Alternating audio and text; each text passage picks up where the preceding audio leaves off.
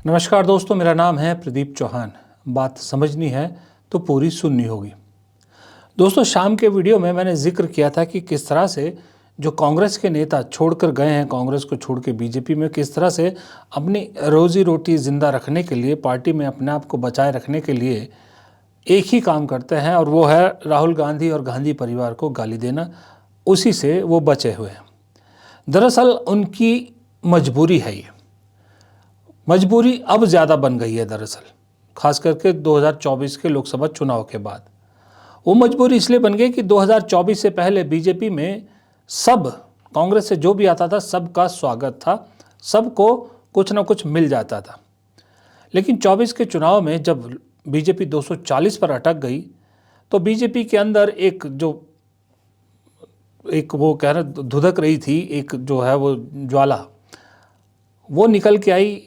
BJP के नेताओं की एक दुख निकल के आया कि भाई जो कांग्रेस से आते हैं या दूसरे दलों से आ रहे हैं, उन्हें हमारे ऊपर क्यों बिठा दिया जाता है। उन्हें सब कुछ मिलता है बिना कुछ किए ही, सिर्फ इस क्वालिफिकेशन पे कि भाई वो कांग्रेस से आ रहे हैं।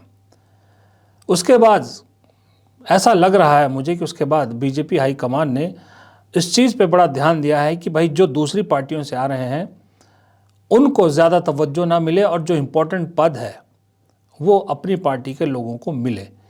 इसलिए बहुत से ऐसे नेता जो लालच में बीजेपी में गए थे, जो सत्ता से दूर नहीं रह सकते, कोई डर के मारे गए थे, वो आज हाशिए पर नजर आ रहे हैं। उस हाशिए पे ना लटक जाएं, इसलिए ये प्रवक्ताओं या नेताओं ने ये ट्रेंड अपनाया है कि बस राहुल गांधी को गाली दो। गाली इन द सेंस कि गाली, गांधी भी नहीं बोलते, अब तो कुछ और ही बोलते हैं, राहुल के आगे कुछ और ही लगाते हैं और पप्पू लगाते हैं। वो मैं शब्द बोलना नहीं चाहता। जो नहीं ये कर पाते वो किस तरह से हाशिए पे है, मैं उसका आपको एग्जांपल देता हूँ। पहले ये देखिए, ये मध्य प्रदेश का वीडियो है। ये जो आगे उतर रहे हैं नीले कलर की बास्केट में, इनका नाम है सुरेश पचौरी।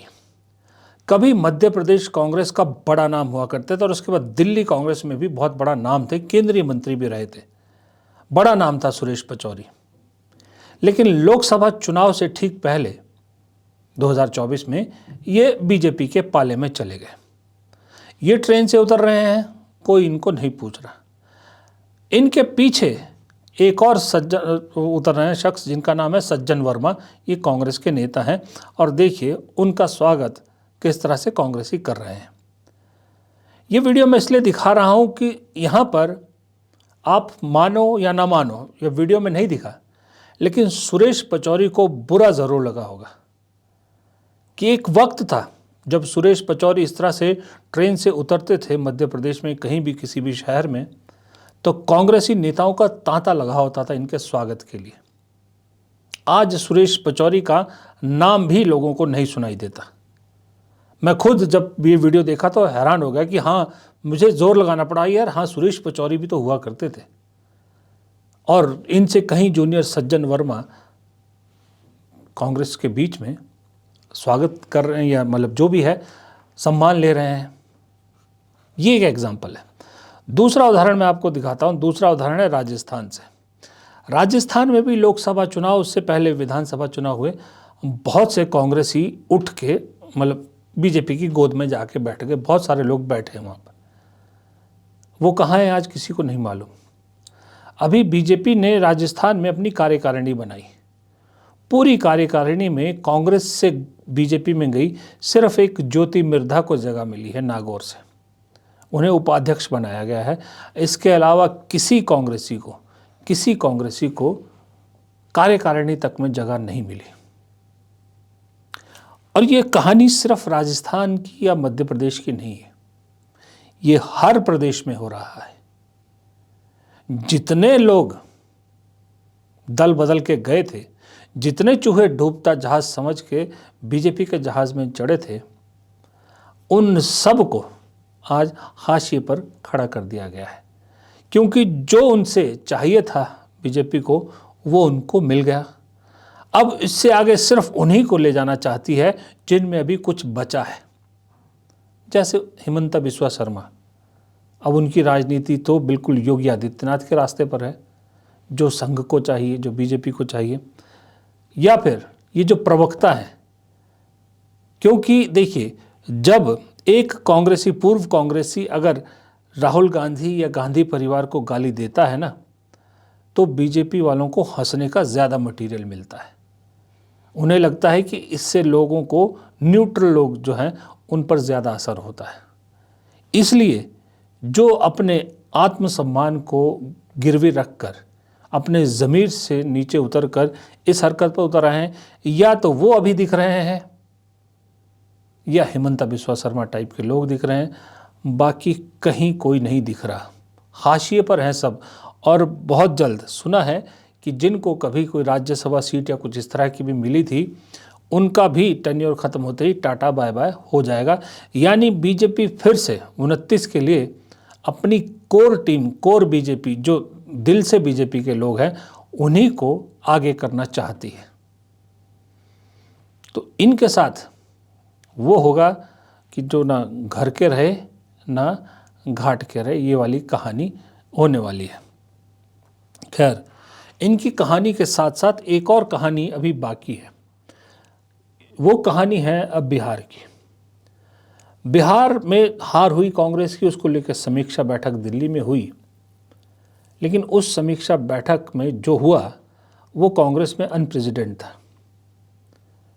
कहा जा रहा है कि प्रभारी और प्रदेश अध्यक्ष को मीटिंग में अंदर आने ही नहीं दिया गया।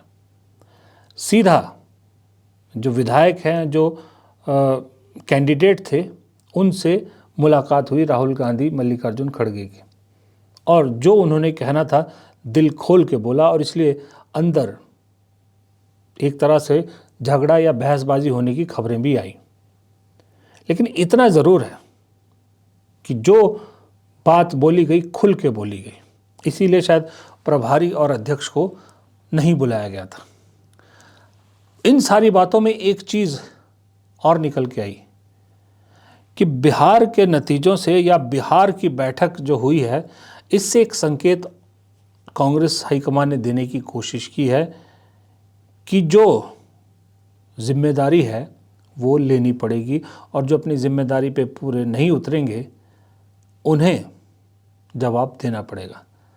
सब ने बहाने या जो भी कारण बताए, वोट चोरी कारण बताया और चीज़ें बताई, सब कुछ बताया, लेकिन एक चीज़ अहम जो उससे निकल के आई है, जो एक सवाल उन सब से राहुल गांधी ने पूछा कि बिहार में अब कांग्रेस को आगे क्या करना चाहिए, तो ज़्यादातर नेताओं ने यही कहा कि बिहार को अब कांग्रेस को अकेले नापना चाहिए। आप अगर बिहार घूमे होंगे तो माहौल ये रहा होगा कि भाई बीजेपी से लोग नाखुश हैं,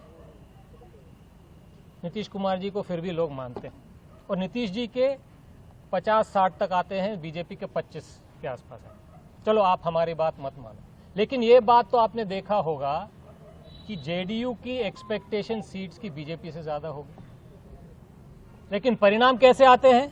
बीजेपी नंबर 1 पार्टी होते हैं। और इत्तेफाक देखिए, इलेक्शन इंजीनियरिंग क्यों कहता हूं मैं, कि बीजेपी के एक ऐसे आंकड़े आए हैं और नीतीश जी को एक ऐसे जगह पे लाके रोका गया है कि नीतीश जी चाहे भी तो किसी और पार्टी के साथ सरकार नहीं बना सकते।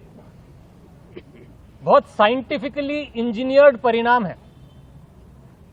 अब ये देश को सोचना है, बिहार की जनता को सोचना है, आपको सोचना है कि इलेक्शन इंजीनियरिंग है, ये इत्तेफाक है। धन्यवाद। कृष्णा अल्लाउरे भी कह रहे हैं कि सब ने दिल खोल के बात हुई, सब कुछ दिल खोल के बात हुई, लेकिन कांग्रेस हाईकमान ने पूछ तो लिया, सब नेताओं ने कह भी दिया कि बिहार को अब कांग्रेस को अकेले एक्सप्लोर करना चाहिए। सवाल ये उठता है कि क्या कांग्रेस सही में आरजेडी की छत्र छाया से निकलना चाहती है या उसकी कोशिश करेगी?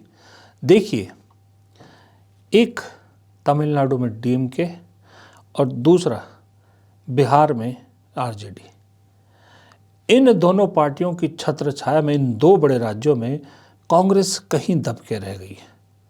बाकी सब जगह, जैसे उत्तर प्रदेश में समाजवादी पार्टी के साथ वक्त वक्त जो है वो गठबंधन होता है, कभी नहीं भी होता है।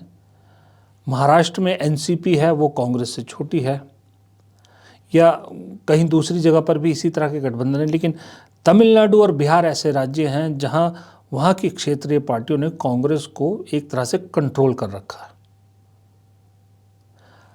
तमिलनाडु को लेकर कहा जा सकता है कि कांग्रेस में सब कुछ अभी ठीक है, डीएमके के हिसाब से ठीक चल रहा है वहाँ पर, और डीएमके की जो पॉलिसीज़ हैं, डीएमके को जो स्टाइल ऑफ फंक्शनिंग है डीएमके का, उसको अपनाना चाहते हैं राहुल गांधी और कांग्रेस में लागू करना चाहते हैं। वो जो ज़िला अध्यक्षों को मजबूत करने वाला आइडिया है वो दरअसल डीएमके से ही आया था कि डीएमके सबसे ज़्यादा पावरफुल अगर किसी को बनाता है तो अपने ज़िला अध्यक्ष को बनाता है, और वो सीधा स्टालिन से कॉन्टैक्ट में रहता है। लेकिन वो एक स्टेट की पार्टी है, उसी को राहुल गांधी यहाँ नेशनल लेवल पे कांग्रेस में लागू करना चाहते हैं, इसीलिए ज़िला अध्यक्षों को पावर दी जा रही। लेकिन कांग्रेस ही तो कांग्रेस ही है, आपको मालूम है। ज़िला अध्यक्षों को लेकर भी ऐसा खेल हुआ कि जो एमएलएज हैं वही ज़िला अध्यक्ष बन गए हैं। अब ज़िला अध्यक्षों को पावर दी जाएगी कि वो कैंडिडेट के लिए रेकमेंड करें, तो सोचिए जो मौजूदा एमएलए है वो सोच सकता है, वो कहेगा क्या कि मुझे टिकट मत दो, किसी और को टिकट दो, किसी और का रेकमेंड कर सकता है क्या? इसलिए मैंने कहा कि आपने फीडबैक तो ले लिया, आपने सब कुछ तो कर लिया, लेकिन कहानी अभी बड़ी लंबी बाकी है। फिलहाल इस वीडियो में इतना ही। प्रदीप चौहान को दीजिए इजाज़त। नमस्कार।